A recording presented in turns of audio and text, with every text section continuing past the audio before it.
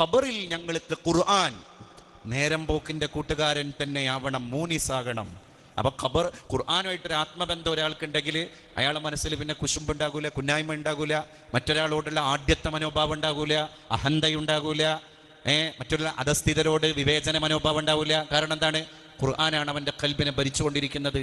അതുകൊണ്ട് അവനെ ഖുർആനിന്റെ ഒരു സ്വഭാവം. ആയിഷ ബീവിയോട് സ്വഹാബം എന്ന് ചോദിച്ചില്ലേ, കൈഫ കാന ഖുലുഖു റസൂലില്ലാഹി സ്വല്ലല്ലാഹി അലൈഹി വസല്ലം, ഒറ്റ മറുപടി, വകാന ഖുലുഖുഹു അൽ ഖുർആൻ. ഖുർആനായിരുന്നു അവിടുത്തെ പ്രകൃതം. ഖുർആൻ ഒരു പ്രകൃതമാവുക, ഖുർആനിന്റെ മാസ്മരികത നമ്മുടെ സ്വഭാവങ്ങളിലൊക്കെ തന്നെ ബഹിസ്ഫുരിക്കുക. ഭയങ്കര സൗന്ദര്യം ഉണ്ടാകുന്ന ആ മനുഷ്യന്. ഒരു മനുഷ്യന്റെ സൗന്ദര്യം എന്ന് പറയുന്നത് എന്താണ്? The most powerful makeup of a man or woman is passion. ഒരാണിൻ്റെയും പെണ്ണിൻ്റെയും ഏറ്റവും വലിയ സൗന്ദര്യവർദ്ധക വസ്തു എന്ന് പറയുന്നത് അവരുടെ നിലപാടും സ്വഭാവമൊക്കെയാണ് അത്രേ. ഞാൻ ഇസ്രായേലിൽ പോയ സമയത്ത് അവിടെ ഈ ഡെഡ് സീ എന്ന് പറയുന്ന ബഹ്റുൽ മയ്യിത്ത്, ചാവുകടലിൻ്റെ പാർശ്വഭാഗത്ത്